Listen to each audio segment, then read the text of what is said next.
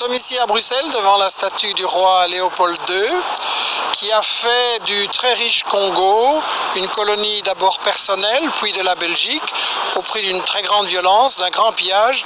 Et nous sommes avec Ludo de Witt et apparemment ce colonialisme n'est pas vraiment terminé puisque vous avez écrit il y a une quinzaine d'années l'assassinat de Lumumba qui a forcé, disons, la Belgique à présenter des excuses officielles pour ce crime. Et là vous récidivez avec l'ascension de Mobutu, un nouveau livre sur la période 60-65.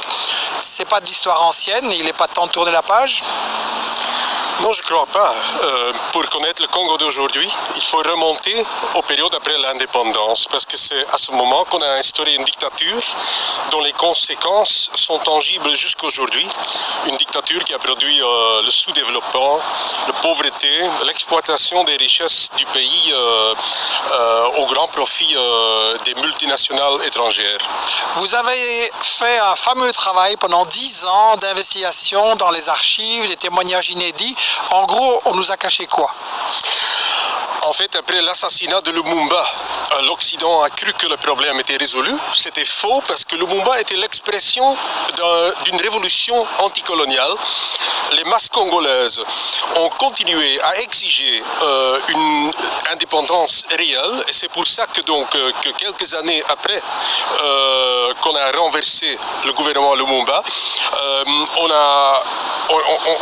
on est intervenu militairement et on a écrasé dans un bain de sang effroyable les aspirations anticolonialistes du peuple congolais. Et donc c'est sur base de cette cimetière politique qu'on a hissé Mobutu au pouvoir et qu'il a pu instaurer sa dictature. Assassinat de Lumumba, bain de sang, vous pouvez être plus précis et donner des noms des coupables? Il y a le gouvernement belge et surtout le ministre des Affaires étrangères d'Apremont Landen qui a donc ordonné le transfert de Lumumba vers ses ennemis au Katanga où il a été assassiné 4 heures après qu'il était arrivé là-bas. Il y a Étienne d'Avignon qui était chef de cabinet du ministre des Affaires étrangères qui en quelque sorte coordonné et dirigé donc l'assaut militaire dans les années 64-65 et qui a donc provoqué cette bain de sang chez la population congolaise. Alors là, vous m'étonnez parce que je prends mon temps pour déplier un journal tout récent du soir où on voit monsieur d'Avignon, je suis un homme libre, à 85 ans, je dis et je fais ce que je veux. Dans les journaux et à la télé en Belgique, voilà un homme débonnaire, il est le président d'honneur du groupe Bilderberg, il est aussi dans le conseil d'administration du club d'Anderlecht. Voilà un homme respectable, non? Respectable pour l'élite, en tout cas, ça c'est clair. Et donc, depuis qu'il est entré dans la carrière diplomatique comme jeune diplomate, il a travaillé pour les différents gouvernements belges, aussi bien pour les démocrates chrétiens que pour les socialistes, que pour les libéraux, justement pour faire ce changement d'une colonie dans une néocolonie dans laquelle formellement il y avait des politiciens congolais, mais derrière les rideaux, c'était toujours la Belgique, c'était toujours les usines coloniaux qui tiraient aux ficelles et qui ont profité de l'exploitation du pays. C'est une affaire de minerais, le Congo, son problème c'est qu'il était trop riche? Oui, c'est ça ce que je crois. Ça me fait penser à ce que disait Henry Kissinger, le diplomate américain, qui disait, en ce qui concerne le Moyen-Orient, le pétrole est un enjeu trop stratégique pour laisser aux mains des Arabes. Et c'est ça justement ce qui déclare pourquoi le Congo est tellement pauvre. C'est un pays dont on convoitise tellement ses richesses qu'en fait la population elle-même est extrêmement sous-développée et exploitée. Ludo de Witt, l'ascension de Mobutu, comment la Belgique et les USA ont installé une dictature éditée par Investigation. Je peux témoigner que c'est passionnant au niveau du contenu et super bien écrit, vraiment très très clair.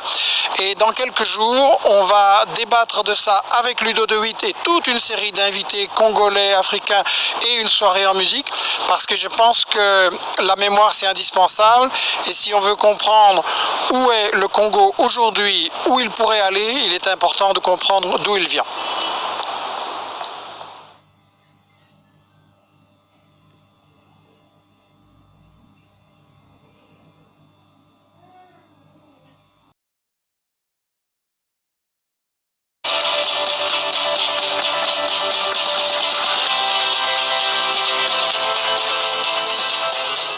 Il faut faire une distinction entre médias et journalistes. J'ai parlé de médias, et sauf exception, pas des journalistes en général, parce qu'il y a une grande différence. Le système des médias est un système où il y a effectivement des patrons avec leurs intérêts. Pourquoi voulez-vous que l'homme le plus riche de France laisse ses propres journalistes expliquer comment il a bâti sa fortune en exploitant les gens et en commettant éventuellement quelques délits qui sont passés inaperçus? Pourquoi voulez-vous qu'il le fasse?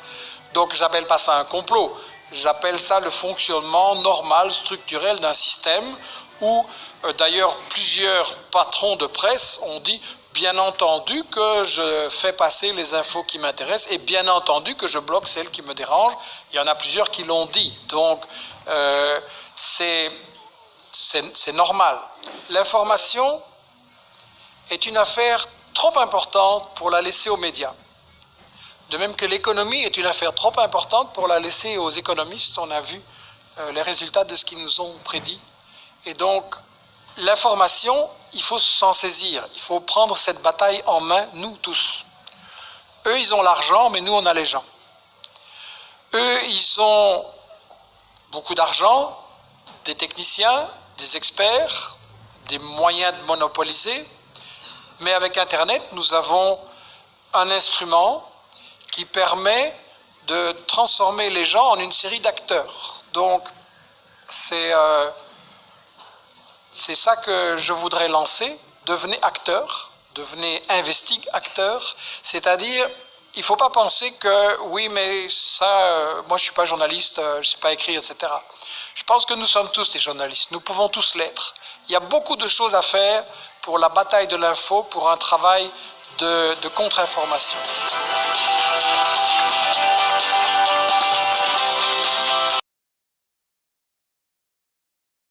On a aussi demandé pourquoi la Belgique avait accepté beaucoup de réfugiés.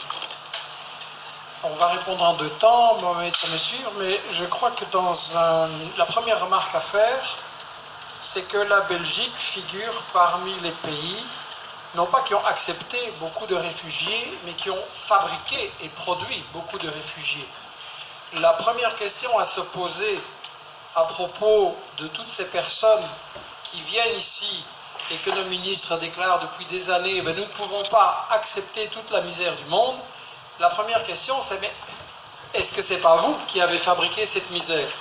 Je veux dire, quand on a des multinationales, qui, comme je le disais au début, qui vont dans les pays du Sud, qui s'arrangent pour ne pas payer les matières premières, pour déverser leurs produits agricoles et autres, tuant ainsi les possibilités des paysans, des petits industriels, des petits commerçants de produire et de vendre et d'avoir un revenu qui va leur permettre de faire tourner une économie.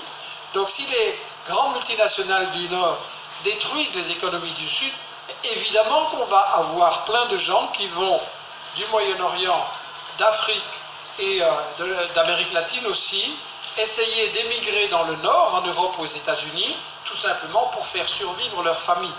Donc ça, je crois qu'il est très important d'inverser le problème.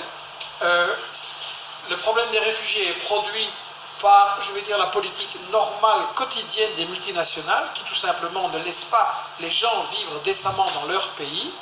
Et deux, il est produit par les guerres, dont j'ai parlé, les guerres ayant pour objectif de contrôler le pétrole, le gaz, l'uranium, les diamants, etc., etc.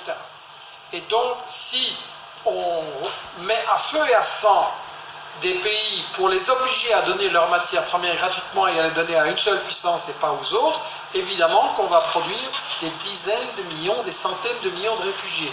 en rappelant que la plupart de ces réfugiés se retrouvent dans leur propre pays ou dans la zone environnante, et que l'Europe qui pousse des grands cris en disant hey, il y a trop de réfugiés ici, n'en prend qu'une toute petite partie et encore les traite de façon inhumaine. Partout dans le monde, on sait ce que les Arabes, les Africains, les Latinos doivent faire, mais non, pourquoi on saurait plus qu'eux, pourquoi on aurait la solution? Laissez-les se débrouiller pour résoudre leurs problèmes. Et ça, l'absence d'un mouvement anti-guerre, pour moi, c'est une chose terrible parce que, comme je le disais, on est sur le sentier de la guerre, ça peut arriver, ce n'est pas une fatalité, mais la résistance, elle est où? Dernière question, un conseil pour les jeunes générations pour endurcir l'esprit critique, oui. Se forger... Ça, c'est l'essentiel. Je crois que la jeune génération a vraiment intérêt, si elle veut vivre dans un monde qui ne soit pas épouvantable au niveau des guerres, de la destruction de la nature et de cette manière de répandre la haine que tout le monde se déteste dans tous les sens, je crois que la jeune génération a vraiment intérêt à prendre en main son combat pour la justice, pour la paix, pour la nature, et que le combat, il passe par la question de l'info. Et donc, Investigation, c'est de ça qu'on s'occupe, on est un média, c'est ça notre métier, on va dire. Il n'est pas possible de faire la guerre sans manipuler les gens. Donc il est très important de vérifier les infos, et je parle de guerre déclarée ou non déclarée, de guerre militaire ou de guerre sociale ou culturelle, etc. Il faut vérifier les infos absolument. Et c'est tout à fait possible. Il faut que l'info devienne quelque chose qui n'est pas réservé aux experts, aux professionnels, mais devienne une activité citoyenne. C'est trop important, l'info, pour notre vie aujourd'hui et demain à tous, pour la laisser aux mains de gens pour qui c'est soit du fric, soit des intérêts de propagande. Il faut que l'info soit faite par les citoyens. Je pense que ça devrait commencer à l'école, mais là je rêve, et donc il faut organiser des ateliers parallèles, ou avec les profs qui sont motivés là-dessus, mais en parallèle, il faut organiser des ateliers pour apprendre à regarder la télé ou les images, les manipulations que ça peut entraîner, pour apprendre à faire une analyse critique sur les infos qu'on reçoit, à chercher les sources, à chercher l'autre version, à écouter les méchants et à se faire son opinion par soi-même. Je pense que c'est quelque chose que je dis très souvent. C'est qui les méchants? Si on veut se battre... C'est qui les méchants? Ben, les méchants, c'est toujours ceux qui ne sont pas d'accord avec nous, ceux qui ne sont pas d'accord de donner le pétrole gratuitement, ou le cuivre, ou le coltan, ou le canal de Suez, ou le canal de Panama. Les méchants, c'est ceux qui ne sont pas d'accord avec le 1% des multinationales, c'est ceux-là qui sont diabolisés. Et donc je crois que si on veut vraiment, comme je le dis, créer un monde, et je pense vraiment que c'est possible, quand je ne sais pas, mais je pense vraiment que c'est possible, créer un monde où il n'y aura plus l'exploitation et tous les uns contre les autres et la haine et la destruction de la nature, je pense que l'info est la première des batailles, et c'est pour ça que le premier conseil que je donne aux jeunes et à tout le monde, c'est d'appliquer cette idée, prendre en main la bataille de l'info, c'est-à-dire nous sommes tous des journalistes. Michel Colomb, merci.